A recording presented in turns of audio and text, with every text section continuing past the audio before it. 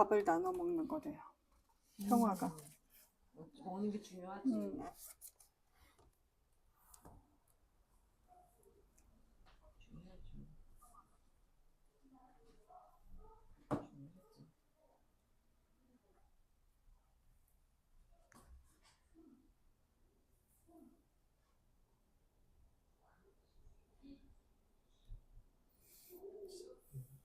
네.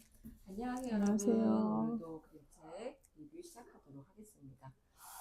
오늘 그림책은 저희가 역시나 뭘로 할까요? 서로 정하지 않았는데 이렇게 좀 자세히 들여다보니까 또 네, 연관되어 있는 책들로 골라온 것 같아요. 궁금하시죠? 자, 선생님부터. 네, 제가 가져온 첫 번째 건 평화책.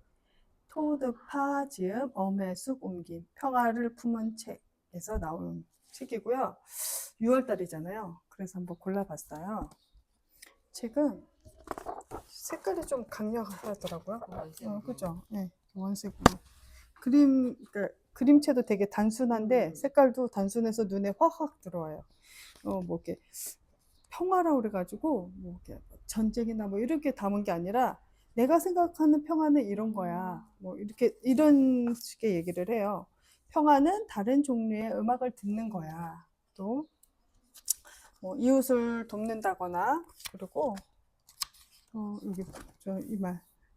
평화는 밥을 나눠 먹는 거야. 그런 것도 있고요. 평화는 또 누구나 다 집을 가지고 있는 거야. 또 집을 갖는 거야. 또 누군가를 따뜻하게 해주는 거야. 뭐 이런 것도 있고요. 그다음에 평화는 내 자신의 모습 그대로인 거야. 이렇게 나와요. 저 이 책을 읽으면서 이렇게 저희 막내한테는 평화가 뭐라고 생각해? 그랬더니 사랑하는 거래요. 그래서 단순하게 생각했겠죠. 네, 그래서 읽으면서 평화가 뭐 이렇게 평화 얘기하면 뭐 반대 개념으로 뭐 전쟁을 생각하기도 하고 막 그러잖아요. 근데 읽다 보니까 평화가 뭐 그렇게 거창하게 생각 안 해도 소소하게 우리 집안이 뭐 집안에도 평화, 또 뭐 이웃 간에 사이좋게 지내는 것도 평화. 그렇게 생각을 할 수가 있겠더라고요. 그래서 평화가 어렵게 꼭 생각할 필요는 없겠구나. 내 주변의 작은 것부터 배려하고 이해하고 하다 보면은 큰 평화도 찾아오겠구나. 그런 생각을 하게 됐어요. 그래서 이 책을 읽다가 더불어서 제가 두 번째 책도 가지고 온 거거든요. 연결해서. 예. 궁금해요. 엄마네 식당과 평화는 무슨 관련이 있을까 궁금합니다. 여기 이 평화가 되게 소소한 평화를 이렇게 얘기를 해줬잖아요. 평화란 뭐 이웃이나 뭐 이런 걸 얘기해줬잖아요. 밥도 나눠 먹고. 네, 그래서 읽다 보니까 평화, 우리 집에 평화만 찾아도 우리 집, 이웃집, 또 그 이웃집 이렇게 찾다 보면 세계의 평화도 찾아오겠구나 생각을 해서 저희 두 번째 책을 골랐거든요. 그래서 엄마네 식당이고요. 글 그림 양선영. 월천상에서 나온 책이에요. 보면 되게 우리 일상 이렇게 보통 우리 식탁에서 잘 올라올 법한 그런 식단이거든요. 그 엄마네 식당이라고 하면 그 엄마가 해주는 밥 있잖아요. 그 생각이 나고 지금 막 찌개가 있잖아요. 그 벌써 마음부터가 되게 여유로워지는 그죠? 그런 약간 느낌이 딱 평화로운 들어요. 느낌 딱 그게 나오거든요. 근데 내용도 딱 그래요. 보세요. 진짜 평화롭게 세상 모르고 자고 있잖아요. 다들 자고 있는데 딱 시간이 되면요. 한 사람만 그쵸. 주방에서 분주하게 보글보글 막 딸그락 소리가 납니다. 그래서 네. 일어나 얼른 밥 먹어 이런 소리도 나고요. 밥을 먹다 보면 꼭 식구 중에 한 사람만 이렇게 투덜투덜 꼭 있어요. 식구 중에 한 명 꼭 있어요. 이렇게. 근데 이렇게 밥을 안 먹는다고. 네. 그래도 이런 장면만 봐도 되게 평화스러워 보이지 않아요? 맞아요. 네. 밥을 같이 먹는 것 자체가 평화인 것 같아요. 이 그림책은요, 그냥 딱 제목 보고 그림 보면 알 수 있듯이 엄마가 차려주는 집밥, 그 일상을 보여주거든요. 맞아요. 집밥 단어 자체가 되게 평화적인 단어인 것 같아요. 네. 이렇게 딱. 엄마가 해주는. 소세지 반찬. 네. 그리고 되게 이게 보면은 밥은 먹었어? 밥 잘 챙겨 먹어? 뭐 주에 밥 먹으러 와? 고기 해줄게 뭐 이런 얘기가 나오거든요. 이게 이제 딸과 엄마의 내용인데 저는 이제 곧 내보낼 저 알고 네, 있으니까. 큰 애가 있어서 이렇게 이걸 보면서 생각을 했거든요. 얘가 집을 나가서 나랑 통화를 할 때, 문자를 할 때 이런 식으로 할까? 이응. 이응. 넵. 대답이나 하면 다행이겠다. 바쁘다고, 몇 달에 한 번 볼 수도 있겠구나, 막 이런 생각도 하고요. 이렇게. 그래서 끝에 보면은, 이렇게. 진짜. 네, 엄마네 밥에, 제목이 엄마네 식당. 식당이잖아요. 진짜 엄마의 솜씨로 차려진 식당밥. 그리고 약간 네. 색감이 노란빛이 도는 색감이 있으니까 좀 더 그 왜 주방 식탁에 노란 불빛이 있으면 좀 더 따뜻해 보이잖아요. 형광등 네. 그 노란 빛이 있으면. 그러니까 그 조명 아래 있는 식탁의 모습 같기도 네, 해요. 되게 평화로워 네. 보이잖아요. 그래서 맛있겠다. 네, 평화책 읽으면서 이 책을 한번 찾아봤고요. 아까 말씀드린 것처럼 거창한 평화도 맞아요. 있지만 주변의 작은 소소한 평화를 찾다 보면은 지구가 온 지구가 평화롭게 되지 않을까. 그런 것 같아. 그 가장 일상적인 생활을 누릴 수 있는 게 어렵기도 하고, 네, 그게 어려우니까 사실 평화와 행복, 사랑이 단어들은 그냥 이렇게 쉽게 다가올 수 있지만, 그걸 삶으로 살아내는 건 사실 그렇죠. 쉽지 않은 것 같아요. 우리가 이렇게 보면 벌써 큰 아이가 나갈 때 우리 네 식구, 다섯 식구 모여서 같이 밥을 먹을 수 있을까? 그 다음에 뭐 또 어느 또 먼 나라에서는 여러 가지 일로 인해서 식탁조차 없을 수 있는 나라도 그렇죠. 있잖아요. 밥조차 못 먹는. 그러니까 어떻게 보면 밥을 먹고 같이 잠을 자고 이야기 나눈 이 삶이 평화인데 쉽지 않은 맞아요. 그런 것 같다는 생각이 들어서 참 중요하고 네. 그리고 잊지 말아야 되는 그런 감사해야 것 될 것 같아요. 같아요. 맞아요. 소소한 평화도. 먹고 싶다. 집밥. 된장찌개. 네. 제가 네. 오늘 가지고 온 책은요, 시계상이에요. 아까 엄마네 네. 식당이었잖아요. 여기도 근데 엄마가 생각이 났어요. 근데 엄마가 생각이 났다보다 모든 엄마들을 좀 위로하고 힘줬으면 좋겠다는 생각이 들어서 이 책을 갖고 왔는데 그게 무슨 시계탕이랑 무슨 상관이냐. 그래서 제가 오늘 이거를 제가 체감방으로 있는 학교에서 이제 읽어주는데 시계탕이 뭘까? 시계가 탕탕탕 움직이는 거요? 이렇게 얘기하는 친구도 있고 모르겠다고 하는 친구도 있고 되게 다양한 의견이 있었어요. 시계탕은 뭐 같아요, 선생님? 그냥 시계탕 하니까 목욕탕 생각나요. 그렇죠. 네. 어떤 친구는 시계탕 하니까 시계를 끓여 먹어요? 무슨 탕 하면 어, 찌개가 어, 있으니까. 시계탕은 권정민 그림책이고요. 제가 권정민 작가는 늘 보면 어떤 사회 이슈에 대해서 약간 꼬집는 약간 그런 면이 있어요. 읽다 보면. 그래서 저는 좋아하는 작가 중에 또 한 사람이기도 합니다. 시계탕이고요. 권정민 옹진준이에서 표현했는데 요즘에 사실 시계가 잘 없을걸요, 집에? 예전만큼? 그쵸. 그쵸. 다 핸드폰이 있고 네. 알람도 핸드폰으로 듣고 예전에 거실에 하나 방 하나 맞아요. 막 그랬잖아요. 이렇게 시계 보니까 우리 집에도 엎어진 시계들이 많이 있다라는 생각이 들었습니다. 자, 뭐냐면은요. 엄마는 시간을 잘게 쪼갰어요. 10분 내로 준비해. 뭐 3분 후에 불 끌 거야. 1분 남았어. 언제 출발할 거야. 엄마는 다 시계인 거예요. 시간. 뜨끔해요, 선생님. 네, 저 같아요. 그랬더니 이 아이가 또 시작이야. 저 소리 좀 멈췄으면 하고 기도한 거예요. 그랬더니 어떻게 될게요? 엄마가 시계로 변해버린 거예요. 그래서 엄마가 시계로 변해서 잠들어 있는데 엄마가 이 시계에 변한 엄마가 멈춰버린 거지. 시계가. 시계가. 그래서 이걸 알려줄 사람이 아무도 없는 거예요. 왜냐면 일어나 몇 분 남았어 해야 되는데 그게 없어져 버렸으니까. 그래서 지각했지만 뭐 그뿐 뭐 다른 걸로 찐 건 없어. 그런데 아이 마음이 슬슬 신경 쓰이기 시작하죠. 왜냐면 밥을 먹었는데도 엄마는 그 앞에 있고 멈춘 채로 있어 버리니까. 그래서 이 친구가 이 시계를 고치러 가기로 해요. 어디로 가야지 이 시계를 고칠 수 있을까? 요즘에 시계 고치는 데가 따로 잘 보이지도 않잖아요. 그쵸. 근데 당이 있었네. 그런데 이 할머니가 있었는데 할머니 약간 뭔가 표정이 좀 뭔가 좀 평안한 표정은 아니죠.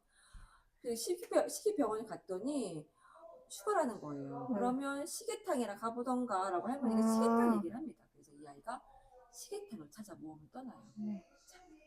시계탕. 가는 길이 평안한 길이 아니에요. 어딘지도 몰라요. 그래서 갔더니 이렇게 할머니가 딱 마주오고 있었어요. 시계탕 할머니와 눈이 마주쳤는데요. 이 표정이 되게 저는 좋았어요. 할머니는 어떻게 여기까지 왔지 하는 표정이고 저 드디어 찾아왔어요 하는 약간 당당한 표정이었거든요. 할머님 못 찾을 거라고 생각하셨나? 그런 걸 수도 있지 않을까요? 그래서 근데 갔더니 시계탕 아까 선생님 말씀하신 것처럼 시계들이 있는 목욕탕이 있더라고요. 근데 다 이렇게 많아요. 시계가 붐비고 그곳에 엄마도 같이 갔더니 엄마가 겨우 눈을 뜬 거예요. 엄마가 그 시계탕에서 다시 조금씩 작동을 하기 시작한 거죠. 그리고 아이도 잠이 들어버리고 다시 그 사이 할머니는 모두 잠들다 시계를 고치기 시작해요. 그리고 뒷날 아침에 시계는 모두 다 돌아가죠.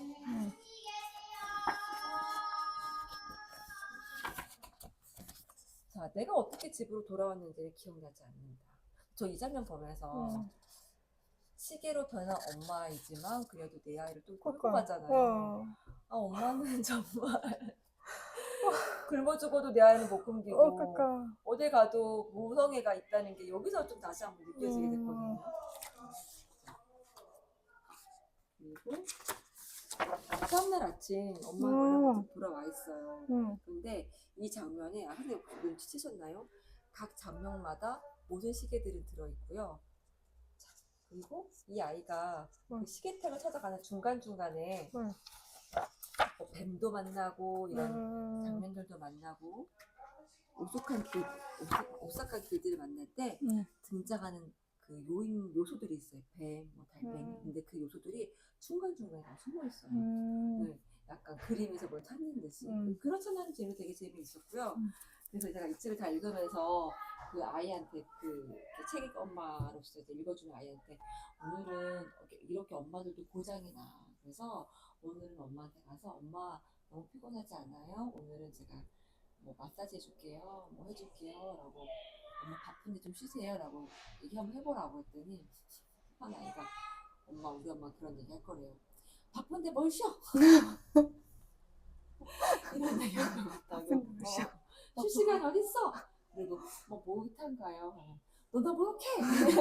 이렇게 얘기할 것 같다고 자기 엄마는 그런 얘기 하더라고요. 하지만 그래도 쉴 시간이 필요하죠. 노곤노곤하게 온몸을 녹이지 못한다면 발이라도 이렇게 다시 에너지가 필요합니다. 자, 시계탕이라 생각하면 제가 요즘에 또 떠오르는 요즘 시대에 이 책이 자꾸 생각이 났어요. 이 책이 뭐냐면 바로 개욕탕입니다. 자, 개욕탕은 아까 시계탕을 봤으니까 아마 개가 목욕탕은 목욕탕이겠지라고 하고 김유불 소복의 그림인데요.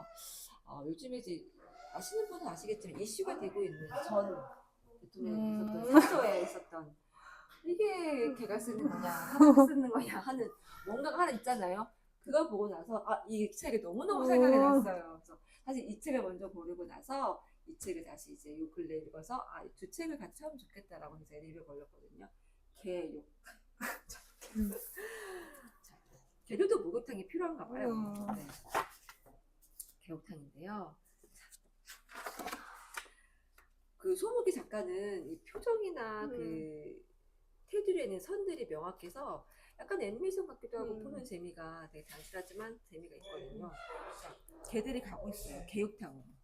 그런데 이 개욕탕에 가는 각각의 주인공들이 다 에피소드가 있어요. 어떤 개들은 뭔가 밖에서 화가 나고 짜증이 났던 개들인 거예요. 근데 목욕탕만 가면 기분이 좋으니까 그걸 해소하려고 목욕탕을 가고요.